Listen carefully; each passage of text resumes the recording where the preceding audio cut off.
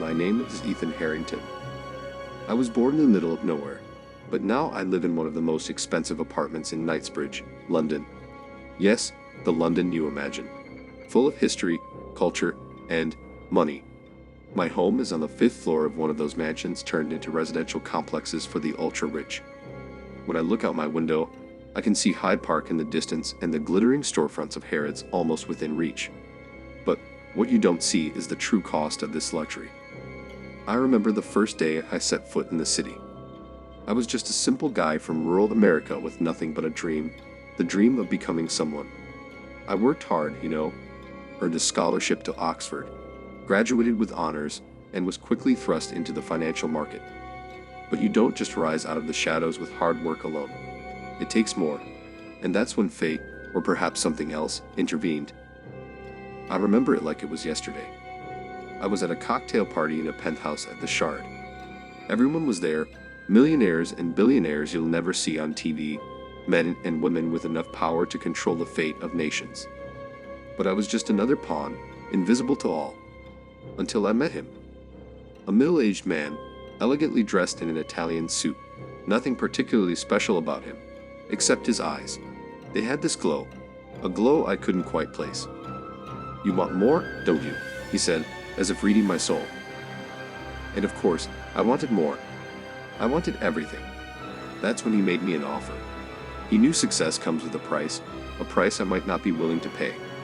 But who cares about mornings when there's money in front of you, right? And then, like magic, my life changed.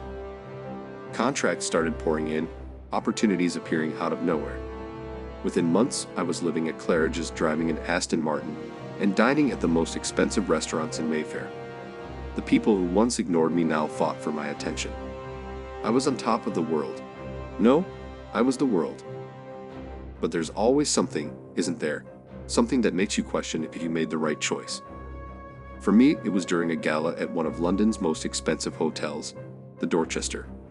I was at the center of the room, surrounded by people I had once envied. Champagne flowed like water. The music was soft, and the conversation, well, superficial, as always. Then I felt something. A pressure in my chest, as if the air was slowly being sucked out of the room. I looked around and noticed all eyes were fixed on me, but not with admiration. It was something else, darker. "Are you all right?" a woman asked. "Yes, of course," I replied, trying to keep my composure. But something was wrong. When I looked in the mirror, I felt a sudden wave of unease. I was different, paler, as if something was slowly draining my energy, my life. That's when I realized. The luxury, the money, it was all draining me. Every day, every new contract, every new expensive item I bought, it felt like a part of me was disappearing. Not physically, but spiritually. It was as if I was being consumed by the very success I had craved so desperately. I thought about seeking help, but who would believe me? I was the success story, the icon of wealth. Complaining about it, ridiculous, but not to me. I knew something was wrong. Until one night, while dining alone at the Ritz, the man from the Shard appeared again. He sat across from me without invitation, smiling that unsettling smile. "It's time, Ethan," he said calmly. "Time for what?" I asked, though I already knew the answer. "You've been paying all along, but the final balance is due," he replied, leaning across the table. I told him to leave, but his words echoed in my mind. Every day that passed, I felt more drained, more empty. Now weeks have passed since that night at the Ritz, and every minute feels like a countdown to something I can't escape. My health is deteriorating. The doctors say it's stress, maybe exhaustion. But I know the truth. It's the price. The price for all of this. My skin is turning strangely gray, my eyes. God, my eyes are changing. There's something inside them, something that was never there before. Something dark. Last night, at a party at the Savoy, I felt it again. Everyone in the room staring at me, but this time it wasn't paranoia. I saw it in their faces. They knew. They knew my time was running out. When I left the room, the man from the Shard was waiting for me at the corner. "It's almost time, Ethan," he whispered. "You can keep running, but the price must be paid." I went home, locked myself in my room, but today, when I woke up, The luxury wasn't comforting anymore. It was suffocating. Every expensive object around me seemed to pulse, vibrating with an energy I didn't want to feel. My apartment, once my sanctuary, now feels like a golden prison, ready to devour me. I'm alone, waiting for what's coming. Every knock on the door makes me jump. Every phone call brings me closer to the end. I know I can't run. The pact was sealed, and the price will be paid. There's no escaping the luxury that, in the end, will consume every last piece of my soul. So here I am, in the most expensive apartment in London, surrounded by gold and marble, waiting for that entity to come for me. And now, I hear footsteps.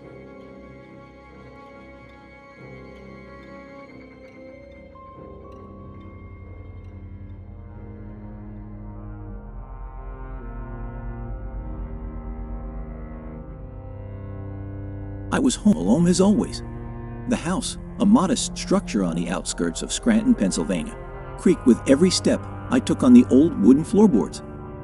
The area known for housing descendants of Europeans who came seeking a better life, but ended up in poverty, seemed to carry the weight of generations of forgotten stories. It was late at night, and the wind outside whispered through the cracks in the windows like a silent warning.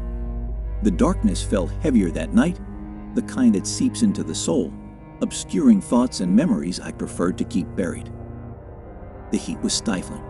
I had already opened all the windows, but the breeze that came in was minimal, almost non-existent. Sweat dripped down my forehead, and my fingers trembled slightly. Sitting on the couch in the dimly lit living room, I felt an oppressive sensation. Something was wrong, something I couldn't quite identify, but it dragged through my mind like a shadow. Then I started to hear it, the buzzing. At first, I thought it was just my imagination. Flies, just a few, buzzing around the lamp. But when I realized it, they were everywhere. Not just a few flies, but a swarm, gradually growing. They swarmed around the cuckoo clock on the wall, that old clock I hated, and yet could never bring myself to get rid of. A gift from my grandmother. The clock was a peculiar piece, passed down from generation to generation in our family, since my great-grandparents brought it over from Bavaria, Germany. It was a sturdy piece made of dark wood, hand-carved with floral motifs and hunting scenes. The cuckoo, intricately detailed, had black, piercing eyes that seemed to follow anyone in the room. The colors, once vibrant, were now faded, giving the clock an air of mystery. As a child, I felt uneasy about those eyes watching me. But my grandmother always insisted it was just a priceless heirloom, a family treasure. The buzzing of the flies grew louder, more persistent. They circled the clock as if they were drawn to it, as if they were waiting for something. The incessant buzzing, that disgusting sound of wings beating, began to make me nauseous. I saw them landing on the clock, on the table, on the furniture, and felt a shiver of disgust run down my spine. The smell of decay seemed to follow each one, invading my nose and making me gag. I couldn't stand the sight of them crawling over everything, their tiny repulsive legs touching everything that was mine. The disgust grew inside me like a black tide, feeding the panic that had already taken hold of me. "Why won't you leave me alone?" I asked aloud, my voice echoing in the empty room. "What do you want from me?" The words slipped out before I could control them, and a shiver ran down my spine. The cuckoo clock struck midnight, and the cuckoo came out, as it always did. But this time, the sound was different, distorted. The cuckoo seemed to emit a lament, a drawn-out sound that resonated unnaturally.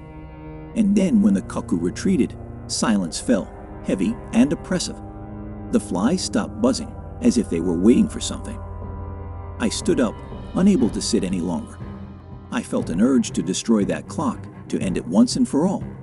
But as I approached, my feet hesitated. Fear took hold of me. I knew there was something more, something I didn't want to face. The cuckoo clock had been in the family for generations, ever since it was brought from Europe by my great-grandparents. I vaguely remembered the whispers among the adults about the clock being more than just a decoration. They said it was cursed, that it brought bad luck to whoever owned it. But as a child, I never believed it. My grandmother, however, always seemed to have an air of melancholy when she talked about the clock.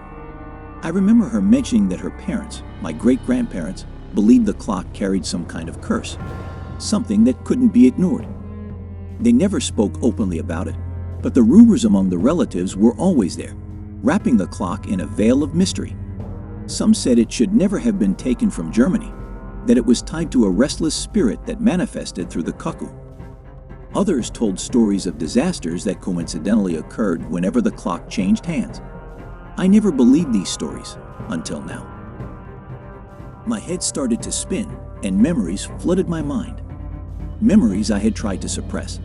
That day, the accident. The blood. My God, the blood. The thought hit me like a shockwave, and I staggered, holding onto the wall to keep from falling. The metallic smell still seemed to be there, mingling with the buzzing of the flies that had infested the scene. It was an accident, I shouted, trying to convince myself, trying to push away the guilt that was growing inside me like a disease. But the flies knew. They always knew. They were there that day, too, swarming around the body, buzzing in my ears as I tried to ignore what had happened. It wasn't my fault, I whispered, but my voice trembled. I knew it was a lie. The buzzing returned, stronger this time. They were everywhere, covering the walls, the floor, my body. I felt them crawling on my skin and my hair, trying to get into my ears, my eyes. Despair took over me. I began to shake, to scream, trying to get them off, but it was useless. They were inside me, inside my head. And then I heard the voice. "You can't escape," the voice whispered, low, hissing, but clear. It was my grandmother's voice, mixed with other voices, other souls trapped in that cursed clock. You always knew what you did. Trembling, I fell to my knees on the floor, trying to block out the sounds, trying to escape the memories. But there was no escape. The cuckoo clock sounded again, this time without warning. And when the cuckoo came out, it wasn't alone. Something else emerged with it, something dark, twisted, a shadow that seemed to stretch from the wall toward me. The flies began to swarm toward me, forming a whirlwind around me, and I felt like I was losing my sanity. It was an accident, I repeated, but my voice no longer seemed like my own. It was a hollow, empty voice, devoid of conviction. The guilt consumed me, the flies consumed me, and the cuckoo clock, it just watched. When I finally managed to stand up, the flies were gone, but the buzzing continued in my head like a constant reminder. The cuckoo clock was still, the doors open, the cuckoo staring at me with those lifeless eyes. I knew it was still there. I would never be the same. The memories wouldn't leave me. The flies wouldn't leave me. Now, every night, I hear the buzzing before I sleep. I feel the flies crawling on my skin, even when there are none. And the clock? Oh, the clock.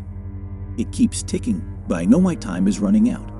The flies will take me, just as they took my grandmother, just as they will take anyone who tries to hide their secrets. The cuckoo clock knows everything. It always knew.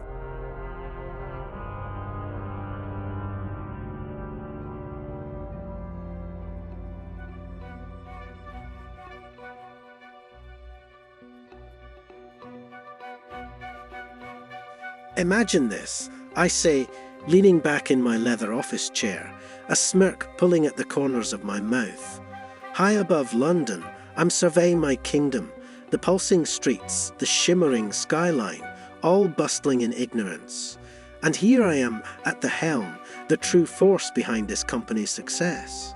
Of course, they won't say that, not aloud, but we all know it's true.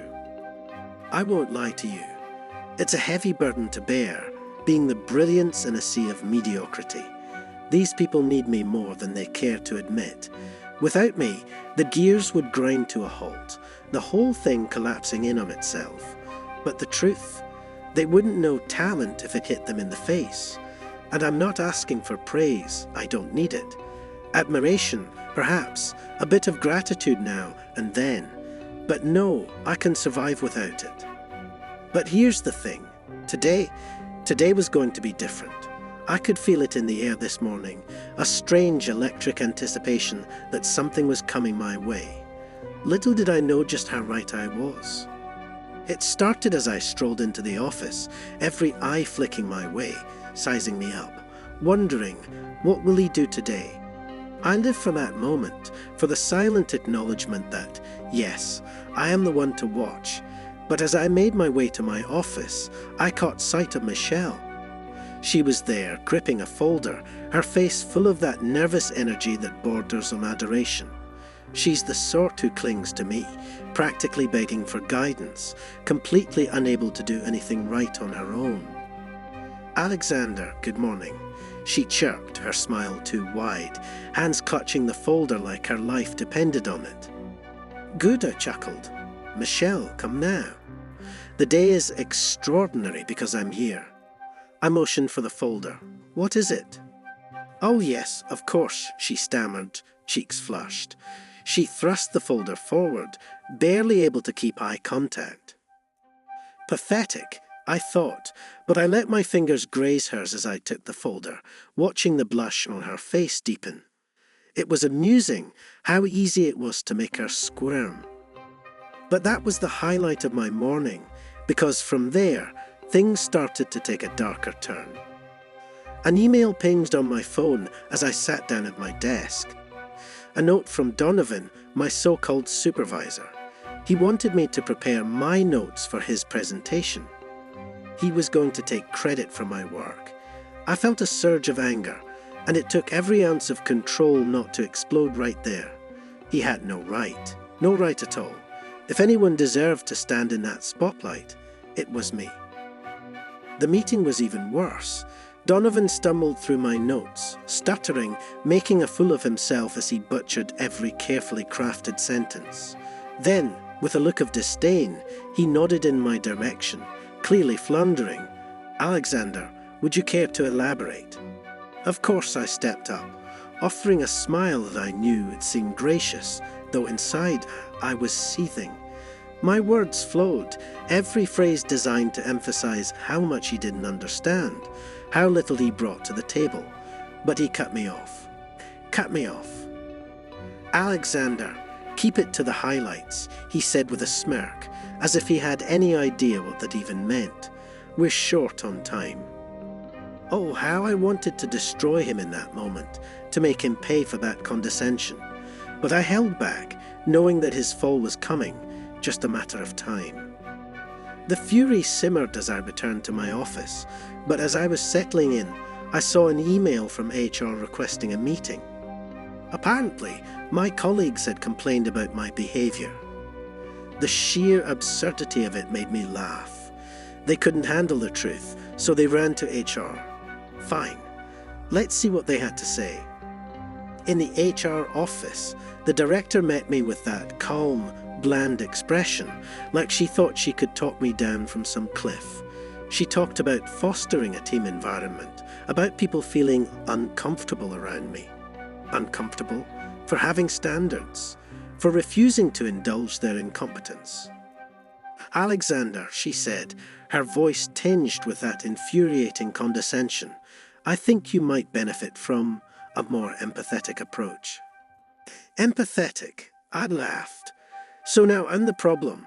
I'm the only one holding this place together.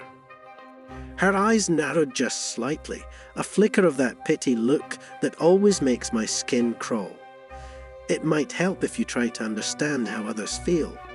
I left her office in a rage, boiling with frustration, the words echoing in my mind like a taunt. How others feel. They were lucky to even be here, every one of them coasting on the coattails of my genius. I'm the one with the vision, the one keeping this place afloat. But do they see that? No. They only see their petty insecurities, their pathetic need for coddling. The afternoon dragged, my anger festering, filling me with a sick, simmering sense of injustice. As the office emptied out, I sat alone, refusing to leave until I'd calmed down. The silence crept in, thick and suffocating, pressing against me like a weight.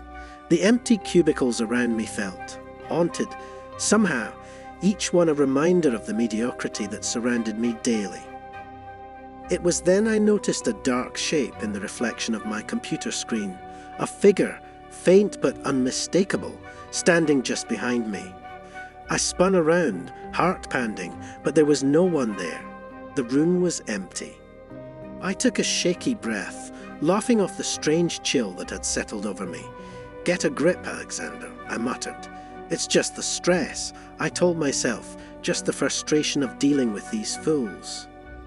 But as I turned back to my screen, the figure was there again, closer this time, a shadow in the corner of my vision, watching with hollow, empty eyes. I felt a cold sweat break out, a tremor running through me as I tried to shake it off. It wasn't real. It couldn't be real.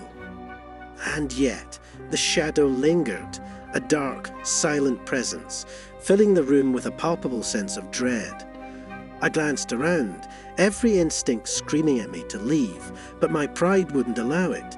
This is my office, I thought, clutching the arm of my chair as if that could ground me. Then I heard it, a voice low and cold, whispering from somewhere in the silence. "All this, Alexander. For what?" My blood ran cold, my heart pounding so loud I could barely hear anything else. "Who's there?" I whispered, the words trembling on my lips. No answer, just the silence, thick and pressing, filling the room with a weight I couldn't ignore. I tried to laugh it off, to remind myself of who I was, strong, capable, untouchable. But the laughter died in my throat, hollow and bitter. And then, as I stared into the dark reflection of the screen, I saw it. My own face distorted, twisted with a darkness that didn't belong to me. My eyes were empty, hollow, as if something had hollowed me out from the inside. A chill ran down my spine as the realization hit me with horrifying clarity. I was the shadow, the emptiness I'd felt all day, festering inside, a void that nothing could fill. The voice echoed again, mocking, dripping with contempt. "All your brilliance, Alexander, all your power, and you're still nothing." I tried to scream, but no sound came.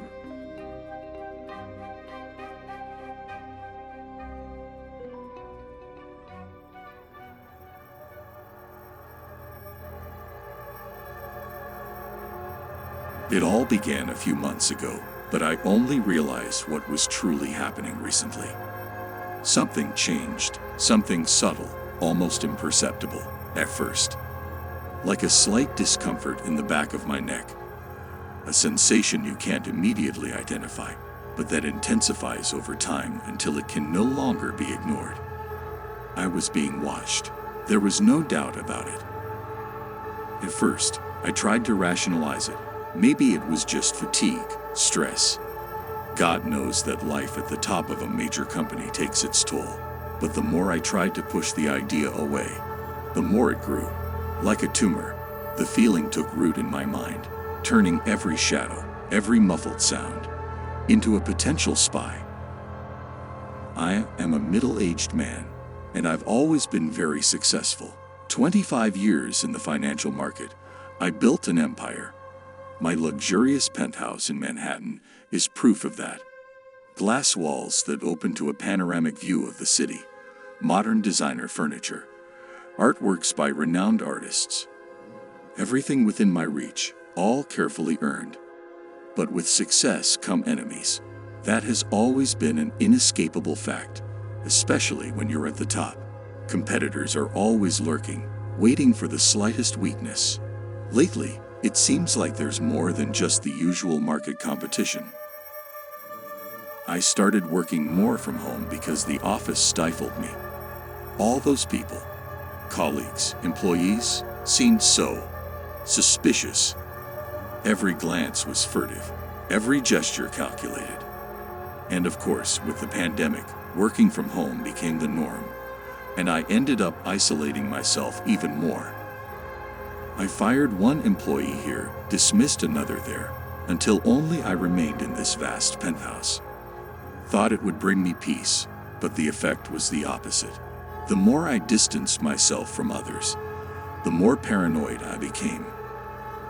I started to notice things, small details that had previously escaped me, like the smell of cigarettes that suddenly filled my study, even though I quit the habit 10 years ago. or the constant feeling of being watched, even in my most intimate moments. There were nights when I was certain someone was lurking, watching me from outside the glass windows. But who could be there? I was on the 45th floor, for God's sake. And yet, the feeling wouldn't leave me. Could one of my former employees be plotting something against me? Could they be in cahoots with a competitor? Or worse, with a family member? Ah, my family. Long history of disagreements and inheritance battles. My siblings have always coveted what I had, always felt inferior, slighted. And now, could it be them, watching me, trying to find a way to bring me down? No, this is madness, I whispered to myself. But deep down, I knew this idea had its roots in reality. No one gets to where I am without leaving a trail of resentment and enemies. Maybe it was one of those competitors. Perhaps someone was gathering information to incriminate me. Or worse. The nights became unbearable. The silence, once a blessing after chaotic days, was now filled with imaginary whispers, ghostly creaks in the walls as if the building's very structure were conspiring against me. I began to avoid mirrors, not because I feared my reflection, but because, whenever I approached, I had the strange sensation that something moved behind me, something I could never quite identify. A reflection, that wasn't mine. What tormented me most were the phone calls. The phone would ring late at night, and when I answered, all I could hear was slow, heavy breathing on the other end. No matter how many times I changed my number, the calls always returned, always that sound. Who are you? What do you want? I screamed, but only silence answered. In the end, I took the phone off the hook and left it that way. Better than facing that infernal mystery again and again. I began to think there might be hidden cameras around the house. I searched every room, checked every inch of the walls and furniture, looking for some sign, some clue that I was being watched. Checked the air ducts, inspected the darkest corners, but I found nothing. Nothing concrete, at least. Just that persistent feeling that something was wrong. I could feel my body deteriorating little by little. I was losing weight, my eyes were sunken, and my skin, God, it seemed like I aged years in just a few weeks. The dreams, those horrible dreams. I dreamed of shadows in my home, sneaking through the halls, whispering secrets I couldn't understand. I woke up sweating, heart racing, but the sensation of being watched remained. I remember one particular night. It was raining heavily outside, thunder echoing through the enormous windows of the living room, and I was sitting in my black leather armchair, staring into the void. I was convinced someone was watching me from outside. A shadow, maybe a man, standing on the balcony. But how? How could someone be out there on the 45th floor? My mind told me it was impossible, but my heart was gripped with terror. I felt the need to check. I walked to the glass door carefully, trying not to make a sound. When I looked outside, I saw nothing, just the torrential rain pouring down the glass. Sighed in relief, but my body didn't relax. Deep down, I knew something was out there, lurking, even if I couldn't see it. But the worst came the next morning. I had barely slept, as usual, but when I woke up, found wet footprints on the floor, marked by boots. The same ones I saw in my dream. Footprints, in my living room near the balcony. Footprints of someone who could never, ever have been there. My body trembled, panic overtook me. Someone had been here. How? I had checked the penthouse top to bottom.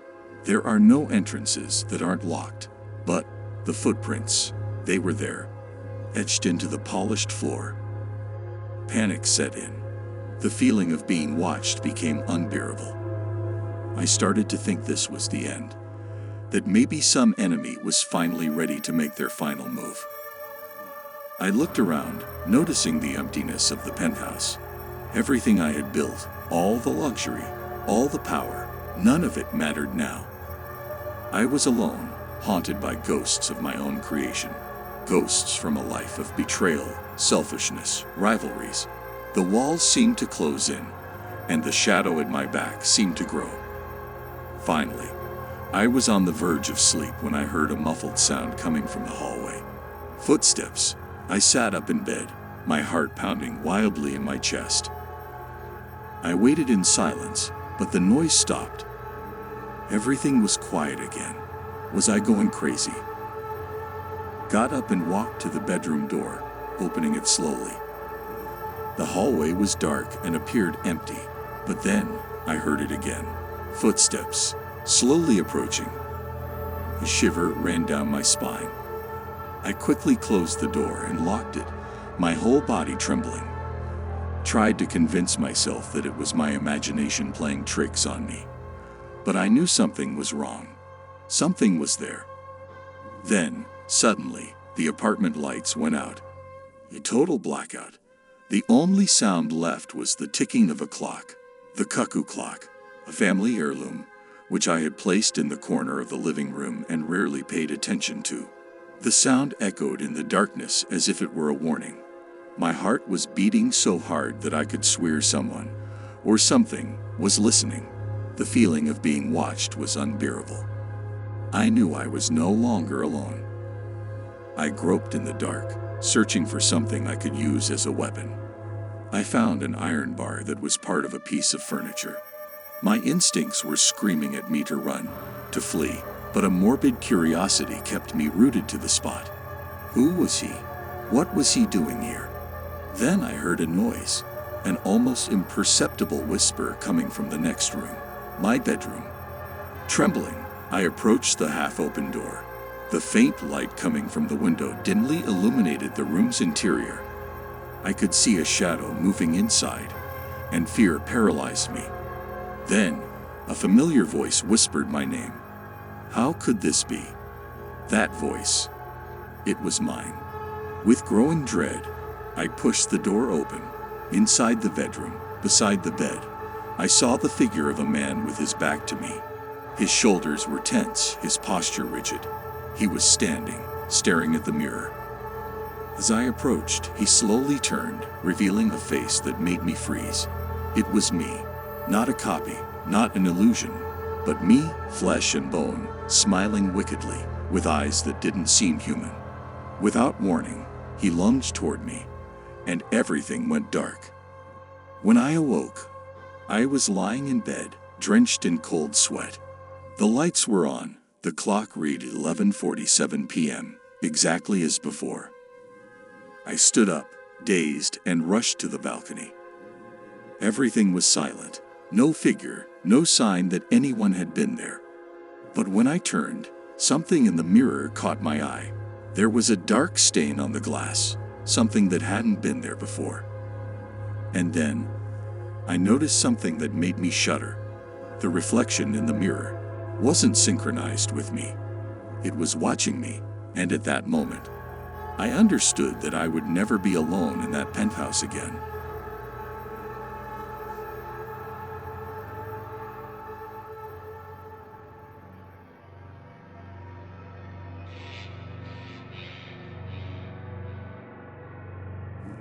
My name is Michael Turner, and I'm a clinical psychologist in Westbridge, a quiet town nestled on the English coast. It's one of those picturesque places with cobblestone streets, centuries-old pubs, and small independent shops that line High Street. The town is well known for its historical architecture and the nearby Westbridge Abbey, a medieval monastery turned tourist attraction. On a typical day, the sound of seagulls and the scent of fresh fish from the local market blend into the air, evoking a sense of peace. But lately, my peace has been shattered. My office is located on a quiet street near the Westbridge Gardens, a well-manicured park where I used to take walks after work. The gardens are beautiful, with ancient oak trees and carefully arranged flower beds. It was my sanctuary, until my sessions with a patient named Simon Garrison began to unravel everything. Simon first came to me about 6 months ago. He was in his mid-40s, with thinning hair, a thick build, and eyes that always seemed to be darting around, never fully focused on anything. His wife had referred him to me, suspecting depression. She mentioned that he'd withdrawn from everyone, spending hours staring at the mirrors in their home. Initially thought this might be a symptom of a deeper psychological disorder, perhaps a manifestation of psychosis or a severe dissociative condition. But the more I spoke with Simon, the less straightforward his condition seemed. At first, he was silent during our sessions, barely responding to my questions, his eyes always fixed on the large mirror that hung on the wall across from where he sat. When he finally did speak, his words were unnerving. "They're always watching from the other side," he said. "In the mirrors, they're waiting." Tried to engage him further, hoping to uncover more about these people he saw. I thought this might be some kind of delusion tied to paranoia. But Simon was tight-lipped, refusing to elaborate.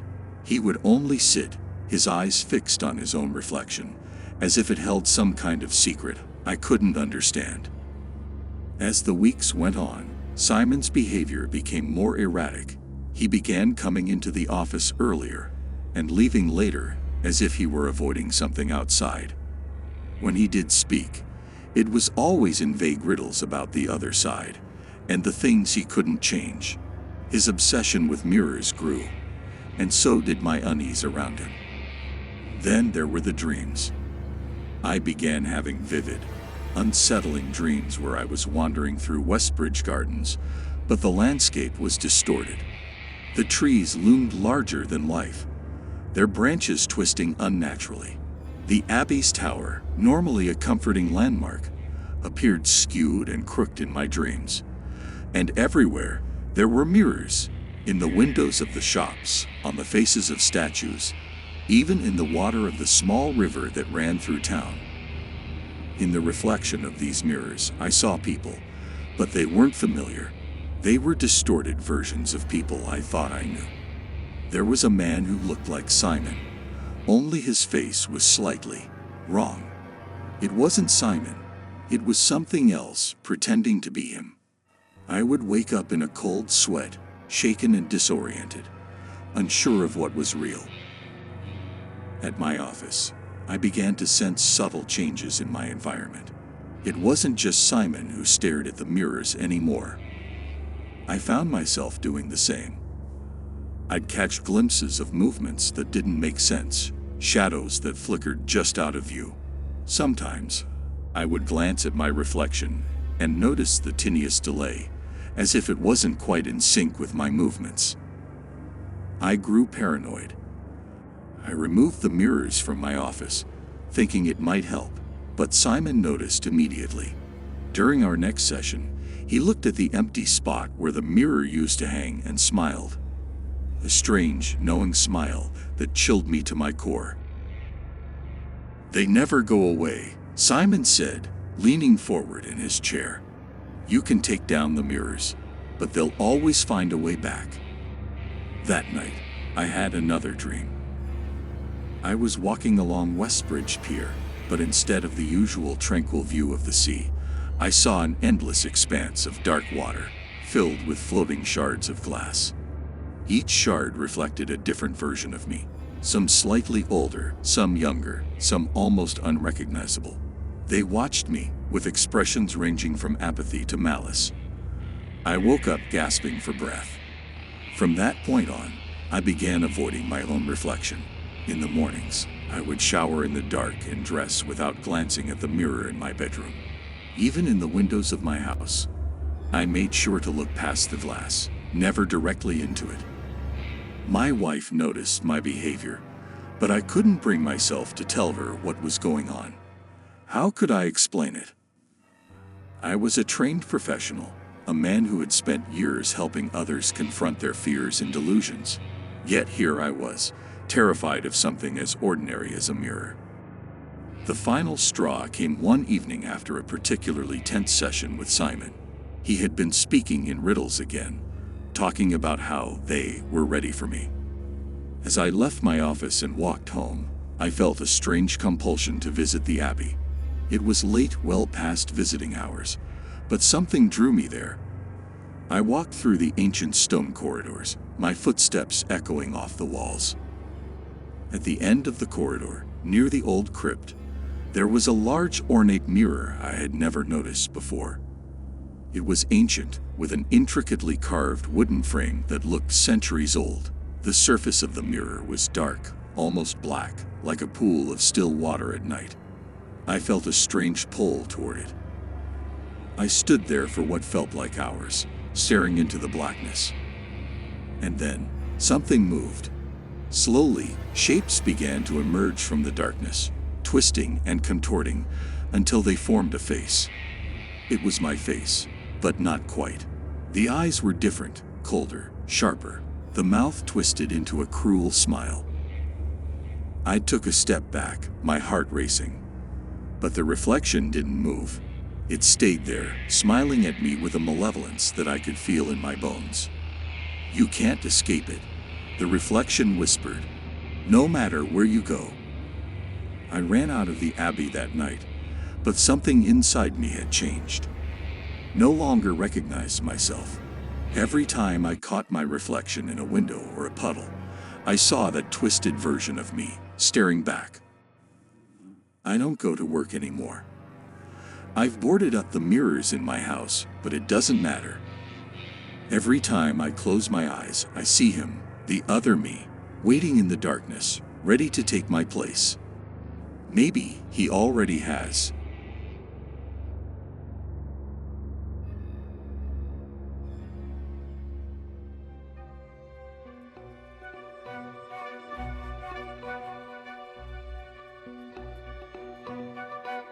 This morning, I woke up earlier than usual. The morning light filtered through the curtains, and the silence of Melbourne's streets wrapped around me in a way that felt unsettling. I'm a literature professor at the University of Melbourne, a job that, to many, might seem prestigious. But in truth, I'm like this city, eroded by time, stained by the choices I've made. It all started with my son, Sam. He's 18, just got accepted to study law at the University of Melbourne. When I saw him holding that acceptance letter, I should have felt proud. That's the normal response, isn't it? But all I felt was a sting. Something bitter rose up in my throat. And then anger. No, not just anger. It was envy. I looked at him so young, full of life, and something inside me twisted. I saw in him the youth that slipped through my fingers, the opportunities that never came my way, everything I failed to achieve. Sam had a bright future ahead of him, while I remained stagnant, stuck in a mediocre career. I was born and raised in Fitzroy, an old and vibrant suburb of Melbourne, full of history and tradition. I remember the wide streets, the bohemian cafes, and the Victorian houses. I was a child of the neighbourhood, surrounded by a blend of modernity and decay, buildings that bore witness to a glory that would never return. The same happened to me. I was once a promising writer, but for some reason, I never made it anywhere. Sam, on the other hand, had everything, and it gnawed at me inside. Around the time Sam started his classes, something inside me changed. I began to feel more energetic. It wasn't just psychological. My body, which used to ache at the end of the day, now felt stronger, as if the weight of the years was lifting. At the same time, Sam started to look more tired, more worn out. It wasn't just the stress of his studies. There was something deeper, something that was draining his vitality. And I knew somehow that it was connected to me. One night after dinner, while Sam was lying on the couch, exhausted, something disturbing happened. I was sitting next to him, watching him without meaning to. My thoughts wandered, steeped in my own resentment, and then it happened. I felt a strange sensation of warmth in my chest, a discomfort that quickly spread, filling me with an unsettling euphoria. Sam squirmed beside me, groaning as if he were in invisible pain. I watched him intently, a shiver running down my spine. He clutched his chest as if he were suffocating, and I, frozen in morbid curiosity, just watched like it was a scene in a play. Something distant, unreal. In the next moment, I felt better. I felt lighter.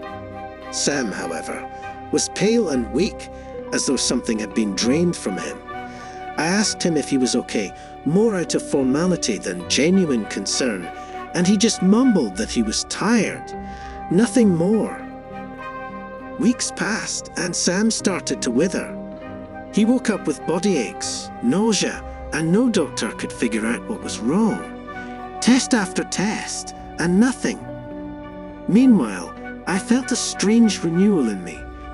I, who had lived with chronic pain and would wake up with a stiff back, now felt new. Sometimes, when I passed by the mirror, I thought my skin even looked less worn. Sam, however, seemed to age. The first time I realized something more concrete was happening was when I woke up in the middle of the night.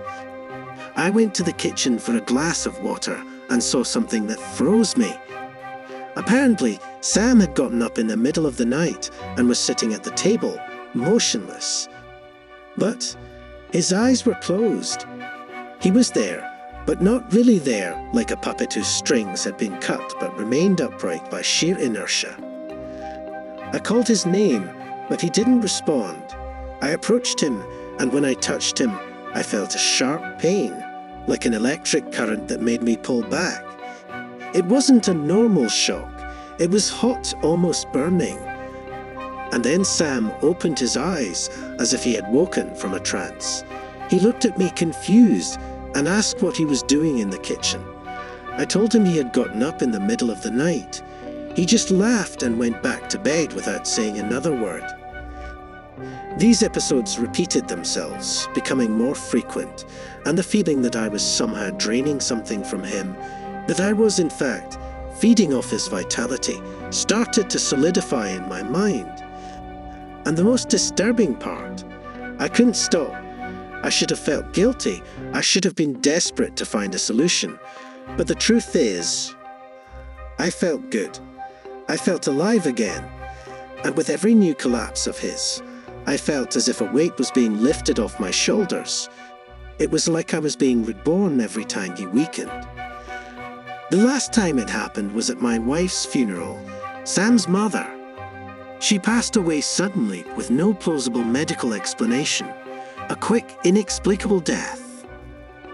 Sam was in shock, as we all were, but I felt something different. The moment she was buried, I felt an intense surge of energy inside me, as if something was being transferred into my body.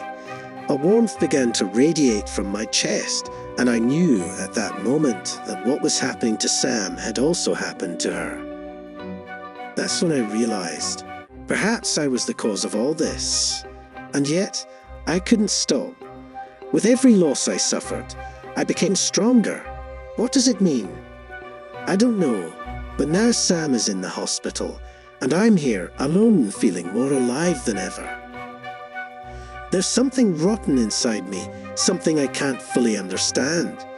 Perhaps it's the weight of an envy that has rooted itself so deeply within me that it now manifests physically, draining the lives of those around me so that I can survive. It's something that frightens me, but at the same time, something that comforts me, and that is the real horror. I don't know how this will end. I don't know if Sam will survive. But I know that as long as he continues to fade, I will remain here strong. I should be desperate. I should be seeking redemption. But the truth is, deep down, I'm at peace with it. Because for the first time in decades, I feel like I'm in control of my own life, even if it costs others theirs. And when I think about it, I can't help but wonder, who will be next?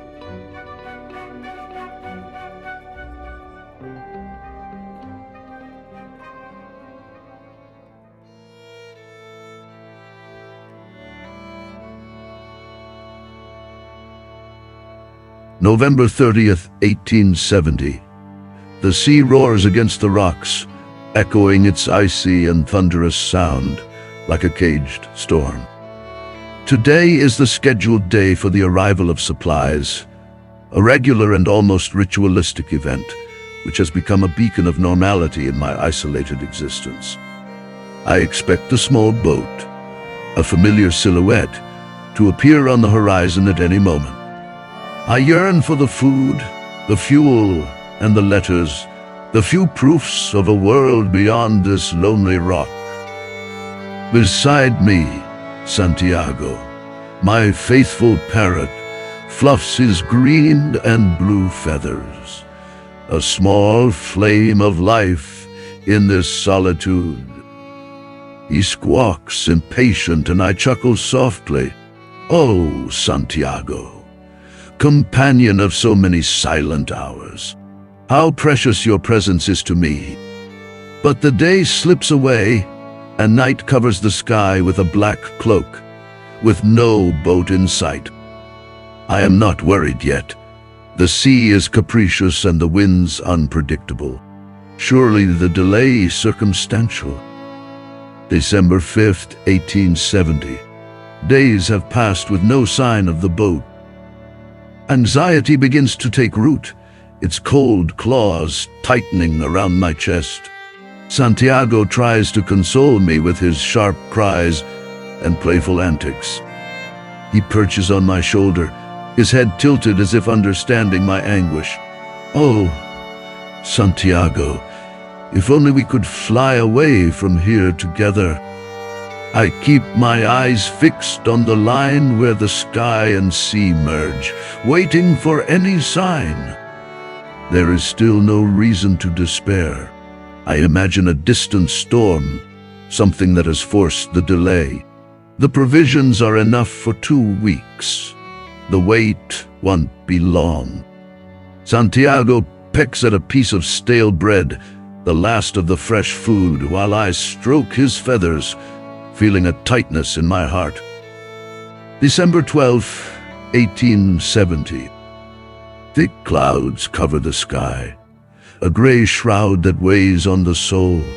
My provisions are dwindling, and the routine, once comforting, now becomes an obsession. I count the hours, the minutes, waiting to see the small boat appear. Santiago watches, his head tilted, as if understanding the gravity of the situation. The possibilities begin to torment me. Perhaps a war has broken out. The seas are blocked, and I am forgotten. Or perhaps a terrible plague has ravaged the world while I wither away in silence. The hunger begins to gnaw, a constant void that nothing can fill. Santiago seems quieter, perhaps sensing the same unease. Ah, my friend, how I wish I could ensure your safety. How I wish I could get us out of this situation. December 25th, 1870. Christmas comes and goes, a celebration without festivity. Food is scarce and the loneliness is heavier than ever. Santiago and I share what remains, a meager ration of biscuits and water. He watches me with his small, intelligent eyes, a comfort in the midst of despair. I begin to hunt the birds that venture here, fragile glimpses of life hovering over my despair. The meat is tough, a miserable sustenance, but necessity makes anything acceptable. I've managed to catch a few, enough to stave off the worst. The question persists, what happened to the boat? A storm? A bureaucratic error? Or worse, maybe a deliberate decision to let me rot here? Santiago looks at me, and I feel as if he is judging me. Oh, Santiago, you, the only one left to hear me, to share this endless pain. January 10th, 1871. The nights grow longer, the darkness a suffocating presence. Hunger erodes my reason. With each passing day, the line between reality and delusion becomes increasingly blurred. I start hearing sounds, voices perhaps, or the murmuring of the sea personified in words. Santiago speaks to me, repeating words I never taught him, whispers of conspiracies and secrets. He asks me, in an almost human voice, if we are being punished. Punished? For what? I ask the emptiness, the sea, the indifferent moon. One night, I imagine seeing a distant light, a sign of rescue. I run to the shore, shouting until my voice is lost in the wind. But there is nothing, just the empty ocean, and me, forgotten. Santiago laughs, a laugh mingled with the sound of the waves. Oh, how that laughter torments me. February 20th, 1871. Delusions have become constant companions. Solitude and hunger disintegrate my sanity. I imagine grand conspiracies, perhaps a political intrigue that used me as a disposable pawn, or a personal vendetta, some hidden enemy who orchestrated my final exile.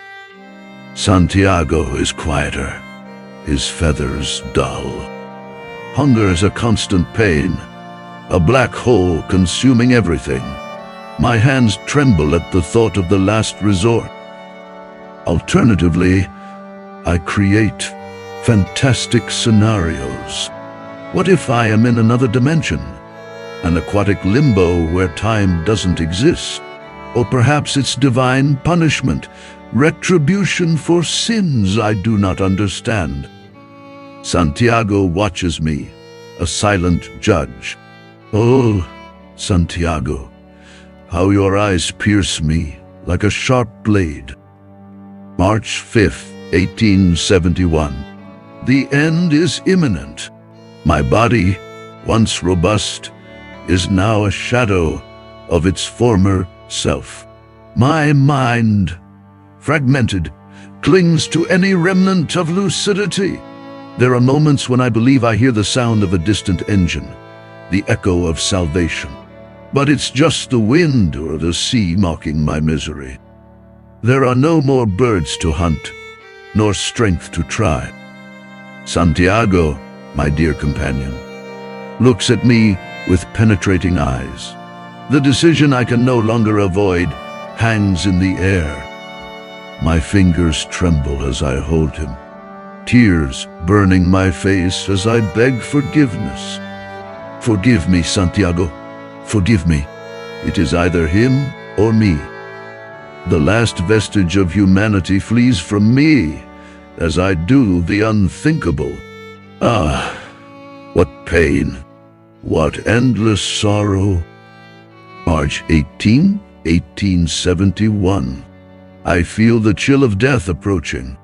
The lighthouse, once a symbol of hope and guidance, has become my tomb. There is no longer hope of rescue. The world, with its conflicts and distractions, has forgotten me. Hunger, solitude, and cold all merge into a single constant pain.